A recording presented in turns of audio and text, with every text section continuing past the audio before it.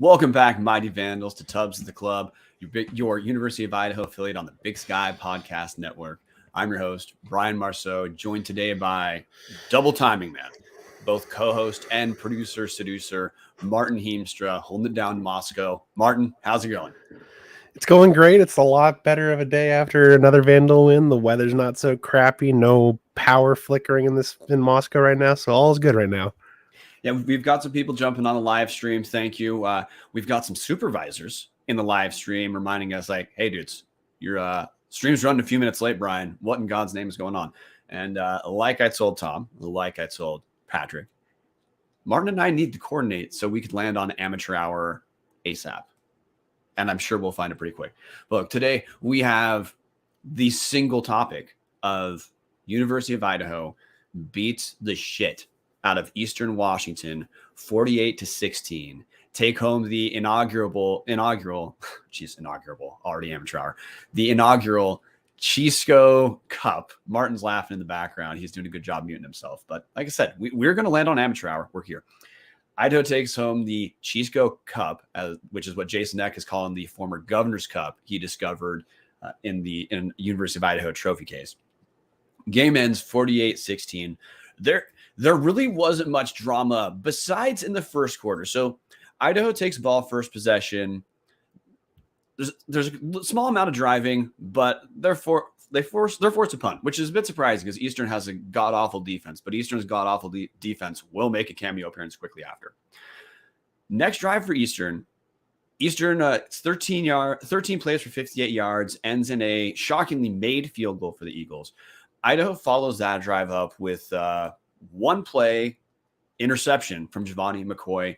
Kind of rough looking pick too. One of the few blemishes on McCoy's day. And about halfway through the first quarter, it was a little concerning as a Vandal because the interception also gave Eastern pretty dang good field position. But from then on, it was all Idaho. Idaho forces a turnover on downs on Idaho's next drive. Hayden Hatton catches his first of 4 touchdown passes, a 33-yard pass from Giovanni McCoy. Second quarter, it's all Idaho. 4 touchdowns for Idaho, 3 from Hatton. So that's 4 total for Hayden Hatton receiving touchdowns, as well as a 4-yard touchdown run from Rashawn Johnson. The Eagles score 1 touchdown, an 87-yard pass from Gunnar Hawkins into Noland Olm. But look, it's 35-10 at halftime. And Idaho is more or less in cruise control, holds on for 48-16 win on the day. We're going to go through this game slightly different because, look, there's very few negative things to talk about for Idaho. So we're actually going to hit with what did not go well first because there's only honestly about 5 plays to even talk about in my mind. So Martin, the very brief discussion in Idaho's 48-16 domination of Eastern, what did not go well? For me, what did not go well was at least one. I can't remember the first interception off the top of my head, but the second one where the 2 interceptions for me were the things that did not go well. It seemed like Giovanni was that last second interception was more trying to force the receiving record touchdowns for a game to Hayden was, I think, maybe trying to be a little too forceful, but that was kind of the one thing that was my one what did not go well. Yeah, the 2 picks Martin's talking about is I already referenced the first interception on Idaho's second drive, which Idaho took over at their own 25 in that drive where McCoy immediately threw a pick. Second interception came in the third quarter. Idaho's in the red zone, and I believe you're right that Hayden Hatton tied the Idaho receiving record for touchdowns in a game. He tied in the first half with 4. And pretty sure Idaho really wanted to get him that 5th one. McCoy threw into, honestly, it looked like it was at least double coverage. I honestly thought there were 3 guys in the area. But hey, minor mistake. The 2 things to me that did not go well were another just 2 total plays, which is Idaho surrendered 2 very long touchdowns. Both Jeremiah Salam was the corner who was beat on the coverage. The first was the second quarter, 87-yard touchdown pass to Noland Olm. The second, and that first one to Noland Olm, Salam made a play on the ball trying to break it up. He just wasn't close to breaking the pass up, and then there was no one over the top to stop him. Last touchdown was in the fourth quarter, 75-yard touchdown pass from Gunnar Talkington to Freddie Roberson. Again, Salam beat over the top. But truly, like, that's it, guys. There's not much else. Like, Hayden Hatton did fumble once, but he recovered it. Otherwise, I don't really think there's much to talk about what did not go well, because Idaho dominated so severely in this game that Eastern, to me, did not even look like they're in the same class as University of Idaho. This looked like a Power 5 bye game beatdown. So, Martin, the place we're going to spend more time, what went well for Idaho? What went well for me? It's just I could take the obvious and say the passing game to Hayden Hatton, but I'm going to go with rushing. They never got stopped. They kept rolling for nearly 6 yards. They nearly averaged 6 yards per rush. It was, as I've said before on previous shows, like, it just brings a tear to my eye as an offensive lineman. Yeah, Eli Cummings led the way, 16 carries, 128 yards on the ground, no touchdowns. Number 2 rusher, Rashawn Johnson had a little bit of resurgence for himself. Last few games, Rashawn Johnson has not quite had the same yardage as we probably expected week 1 of the season, but Johnson, 9 rushes for 66 yards. He pounds in 2 touchdowns. And that's also become kind of Johnson's role, is he's a guy who pounds it in when Idaho's, first and goal. Anthony Woods, also 17 rushes for 63 yards. Nick Romano saw some action at the end for the first time in quite a while, 4 rushes, 36 yards. On the game, Idaho, 308 rushing yards on 52 carries. So, Martin, you are absolutely right. On the ground, Idaho just completely decimated Eastern. It did take a minute for Idaho to kind of turn it on the ground. The turning point to me was started rushing Eli Cummings around the outside, and Eastern just couldn't do anything. But the other offensive thing to me that went well, so maybe, Martin, after we hit this point, we can hit a couple of defensive points. Idaho, I think, probably shocked Aaron Best, because Aaron Best knows his team cannot stop any rushing attack. So early in the game, I think Aaron Best was trying to load up, kind of stop Idaho from running, because Idaho also rushes about 60% of the time on average. Idaho through the air, minus those 2 interceptions, was pretty damn good. Giovanni McCoy, 16 to 28, 218 yards, 4 touchdowns, had the 2 picks. But the big guy to me today, of course, Hayden Hatton, man, he's got 12 receiving touchdowns on the season now. He has 10 receptions, 146 yards, 4 touchdowns. In the first half, Eastern got burned when they were trying to single cover Hatton. They just don't have the guys to do it. Look, virtually no one in the Big Sky does. But Hatton was open essentially whenever McCoy could get him the ball. Hatton was open. About 3 of his 4 touchdown catches also just look nice. But look, at this point, Hatton feels like he's probably the best wide receiver in the Big Sky, in my mind at least. And he's certainly producing like he's the best receiver in the Big Sky. But look, offensively, Idaho is able to just dominate this football game. I mean, look, if you want to look at total yardage for Idaho, 531 yards for the Vandals today. And Martin, the last couple of drives for Idaho, the Vandals were not looking to run up the score and hit 50. I wanted Idaho to run up the score and hit 50, return the favor from last season. But Idaho finishes with 531 yards, and that's also with not really pushing it in probably the last half of the fourth quarter. Defensive side of the ball now, Martin, what went well? Outside of the 2 big plays that they gave up, it just seemed like a complete, total team, like a complete good game by the defense, only giving up 278 yards on the 278 yards total against Eastern, which is normally like they love to go on offense. But it was definitely, I'd say just the whole defense, it was the big thing for me. Yeah, so Martin referenced the 2 big plays. We got those out of the way early, because minus those 2 big plays, Idaho surrendered a total of 116 yards in this game.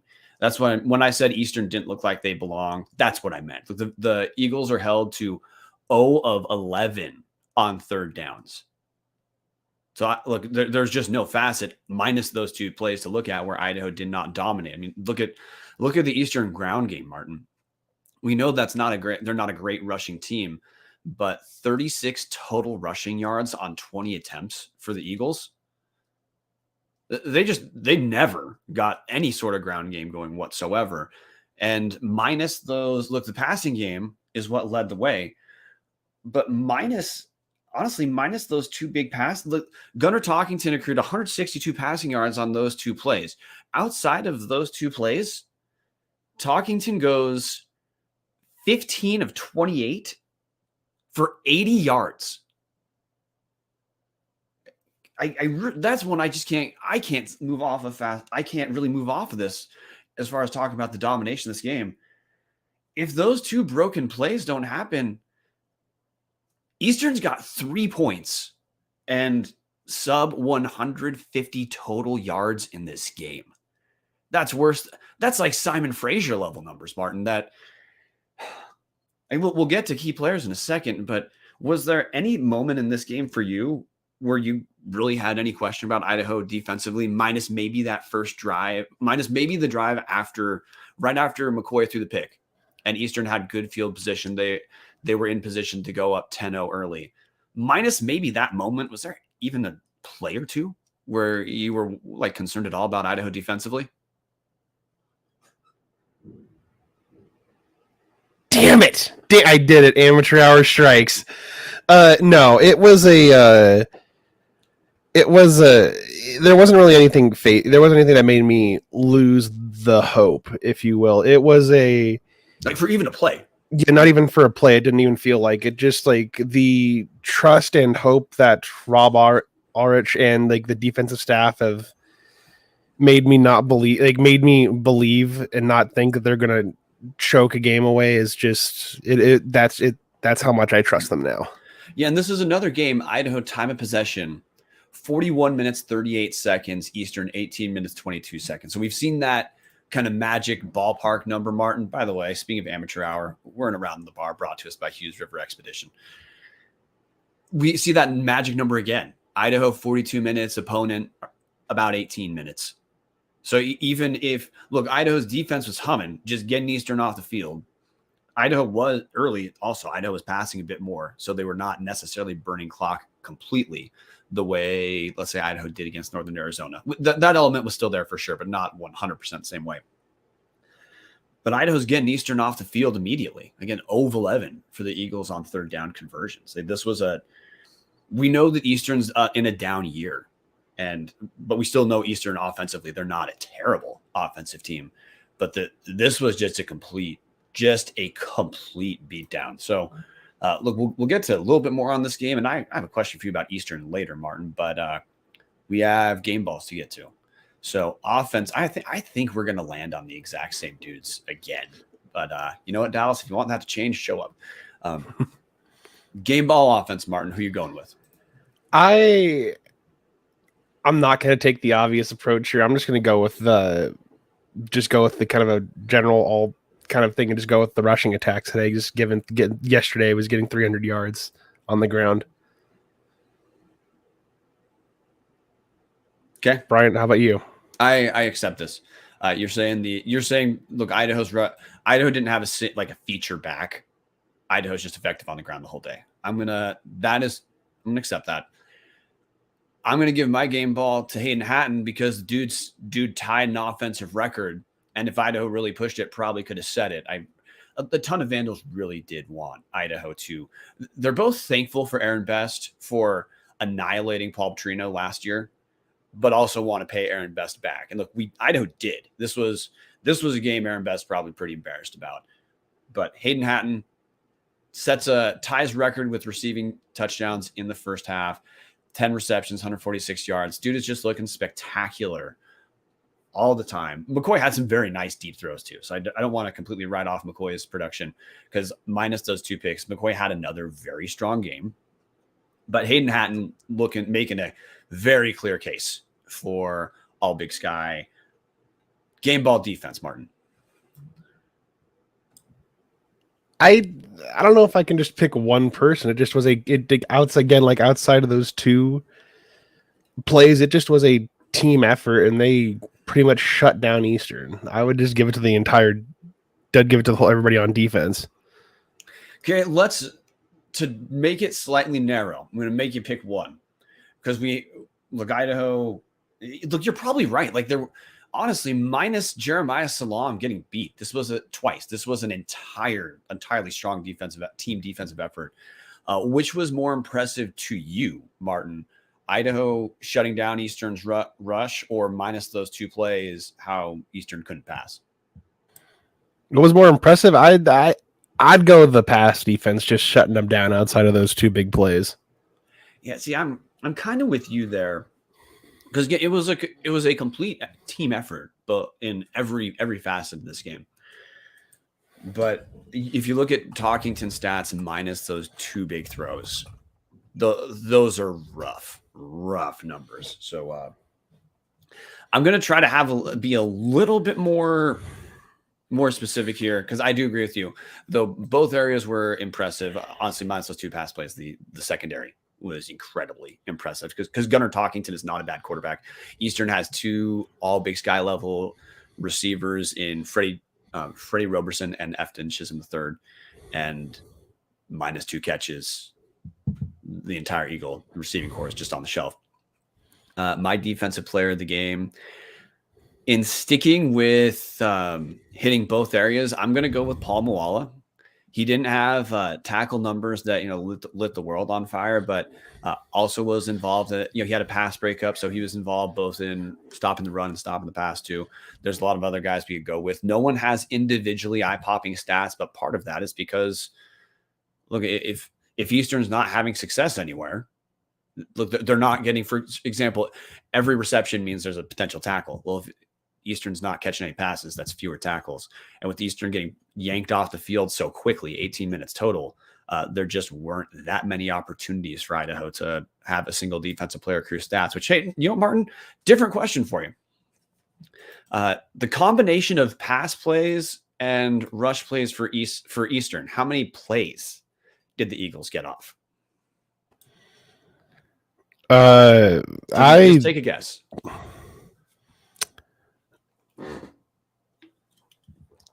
I'm going to go 60. You were close, 56. And I bring that up because Idaho had 52 rushing attempts, just alone, 52. That's in addition to 29 pass attempts. So, yeah, Idaho gets almost double the amount of plays off. Eastern just didn't have enough plays for, honestly, any defensive guy to have eye-popping stats. So, yeah, there's our game balls. Before we get to other takeaways, I'm going to try to not completely screw this up with our sponsor, Around the Bar, brought to us by Hughes River Expedition. If you're looking for a great all-inclusive week-long vacation, don't look past your backyard. Hughes River Expeditions has been vandal-owned and operated since 1976 and are ready to take you on vacation of a lifetime. Enjoy a multi-day trip down the Mill Fork of the Salmon, the main Salmon River No Return, the Salmon River Canyons with Selway, and check out special trips like the one to see the Perced meteor shower. Camp on pristine beaches, run amazing whitewater, hike scenic trails, spot wildlife, soak in beautiful natural hot springs, and fish some of the most remote stretches of river in the country. You just bring your clothes. Let HRE handle the rest. So grab a paddle, catch dinner, ride the bull all throughout the Gem State with Hughes River. Call them now at 800-262-1882 or check them out at hughesriver.com. So, Martin, now that we've hit some specifics, any other broad takeaways you have that this game kind of ironed out for you? Because I know, look, there's a couple for me we can hit about the environment. We can hit the playoffs. But since you're taking a break from seducing right now while still producing, take the wheel, man. Any other takeaways? Just overall from the game, I think the blatant one is just keeping it to the football side of things. I got some other things I could say about the ops side of things. It just felt like this game just kind of really, outside of maybe the NAU game for a little bit, but this one just felt like they were in control wire to wire, and nothing really felt in doubt at all. Okay, I see what you're saying. In the NAU game, though, the score was 20. That was 27-10, I believe. 27-17, 27-10, something like that. It was 10. I know NAU scored 10, but minus the 1 point differential we're looking at for Idaho, that was not a game where Idaho had like a huge discrepancy between first half, second half performance. Whereas like Northern Colorado, Portland State, especially on the defensive side of the ball, there was a pretty big first half, second half discrepancy. This game, No real discrepancy other than Eastern scores on their first drive on the field goal. That's really it. Otherwise, Eagles were completely locked down. I got a just environment takeaway, Martin. I got one more thing I wanted to say about the game. It just was also, it also seemed kind of like I don't say get right game, but it also was nice to see Ricardo Chavez go 2 for 2 on field goals for the game today. Yesterday was the other thing I was going to mention, just to have him get that mindset right of making those field goals again. Because we're probably going to need, if we go to the playoffs, we're probably going to need him to make a game winner.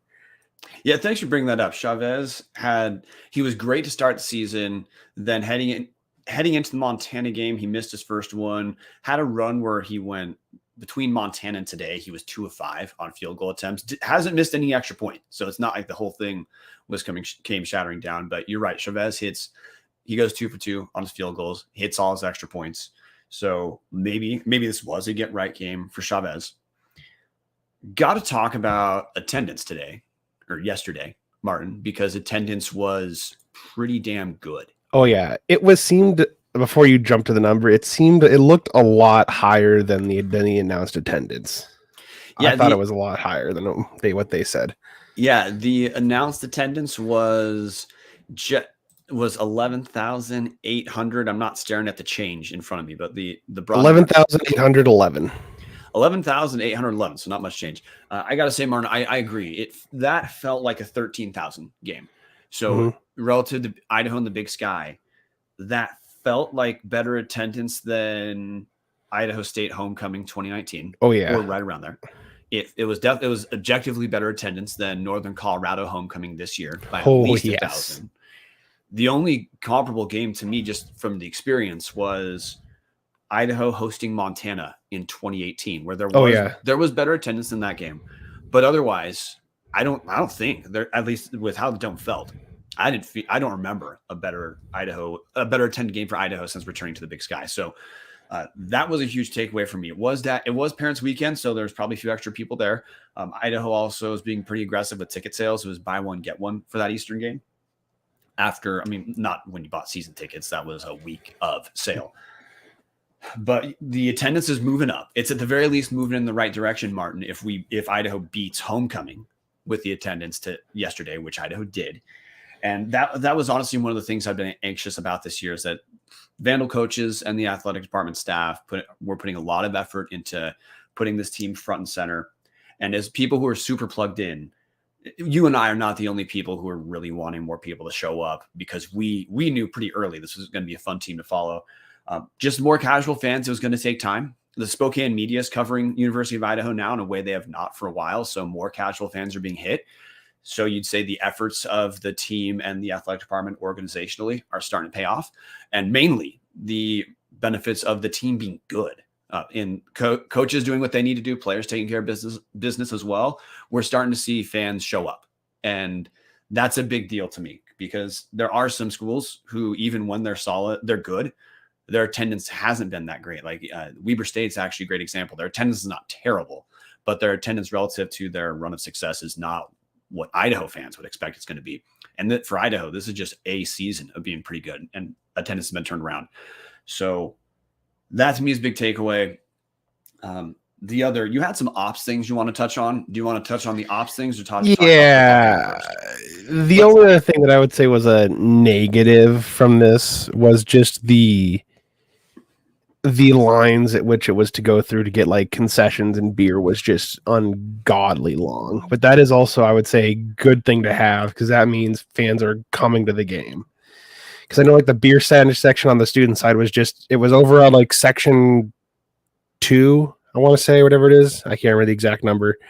Kind of close where the team runs out of the tunnel, and then went down that crossover concourse and back, and it was a long line for a lot of stuff. You're 100% right about the attendance. I'm going to hit the comment thread just for a moment. We've got Tom Kendall saying he has I have full faith in Eck and staff to get the W he's talking about against UC Davis. We've got Jesse Basher says attendance was another score that hasn't happened much in a while. Yep, that was a big deal. We've got Andrew Townsend saying so cool to see the dome that full on TV. C. Hansen saying when those small side narrow seats have people, it's a good crowd. Yeah, he's talking about the very, very edge rows on the four corners of the dome. So anyway, comment thread has some of the same takes we have. Martin, you are right about concessions, in particular beer. Look, I don't buy beer at the stadium, but a lot of people do. They're sold for like $10 a beer. And it's a reasonable frustration, I think, for a fan to say, look, I'm not allowed to leave and come back into the game without a second purchase ticket. You are selling beer in here for $10 each.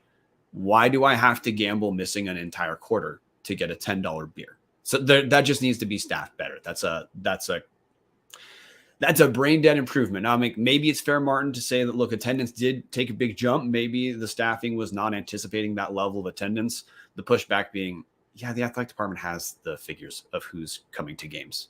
So if there's coordination needs to take place, obviously it's got to take place.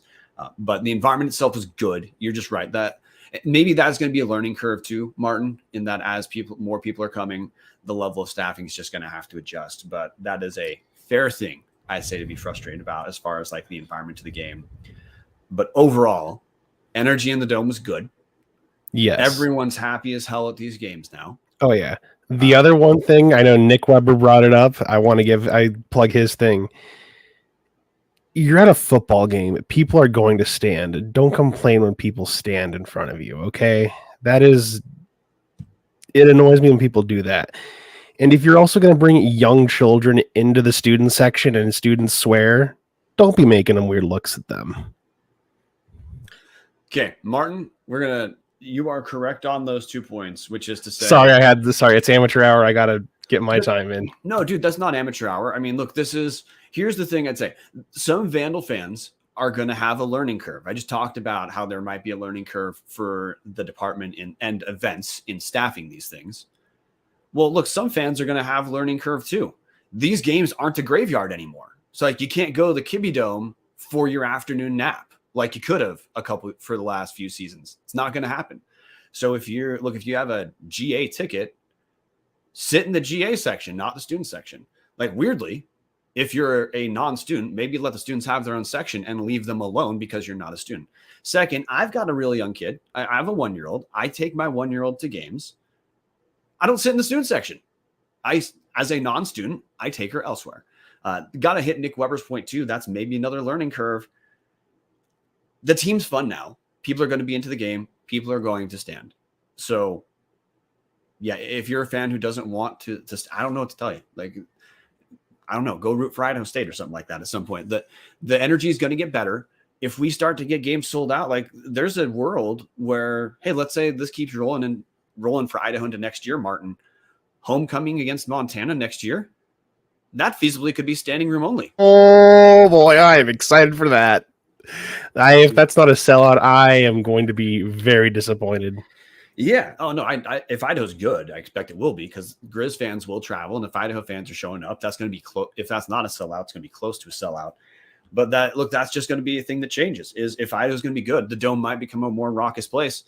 Might mean some people have to stand up who don't like it. I don't care. Deal with it. That's what we call a good problem here.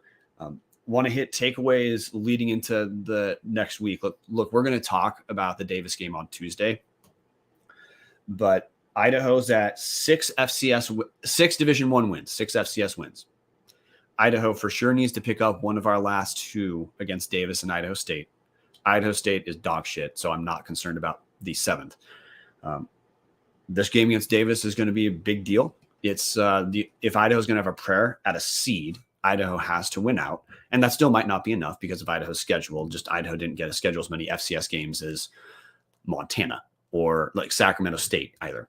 But Idaho's playing for playoff position.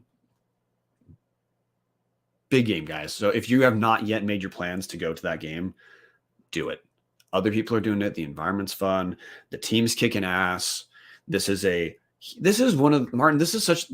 the biggest game for Idaho as far as actual like playoff placement or the stakes of this game. This is the biggest game Idaho's had since rejoining the Big Sky. Like this is truly a game where Idaho can just slam home that they're going to be in the playoffs and also make at least the case they can for a first round bye. This is huge, dude. I mean, and it's a 1 year turnaround from last year's graveyard to this. This is the season's almost over, guys. Football season goes by in a blink. If you haven't come along for this ride yet, you got 1 week left to do it in Moscow. Martin, you looked like you were making a point. Oh, I've got nothing. Okay. All right. Well, thank you, Martin. Martin bringing up the basketball season's coming. Look, well, actually, hey, the men have a game on Monday. So we're not going to spend a ton of time on the show talking about basketball until there's no football to talk about. But hey, check it out. I mean, it's going to be on TV or online. You can stream it. They're playing the University of Denver. So hey, a thing to pay attention to. But pivoting back, the games are a celebration now, Martin. Oh yeah, which Idaho games haven't been a celebration. Yeah, it is the last game of the season. It is senior day. Come celebrate the seniors that helped to make this turnaround go by a lot quicker than most people probably thought it would. I'd celebrate the seniors who had to deal with the Paul Petrino era too. Mm-hmm. They get to see this at the end. A lot of seniors on the roster are still playing a good amount. There's some seniors who are not playing as much as we thought they would, which, I mean, look, that part sucks for them, of course. But we've got some guys who stuck with Idaho through a really rough patch. It's good for them. They get to see the rewards here. Show up to the Dome. Clap your ass off for them. Martin, you got any final takeaways? No, just support the team and just come out for one final time in the regular season. Wink, wink, maybe. Exactly, man. Dan Hawkins needs a Vandal loss. Dan Hawkins coaching Davis. We couldn't get him when he was in Boise State, but we've got a chance now.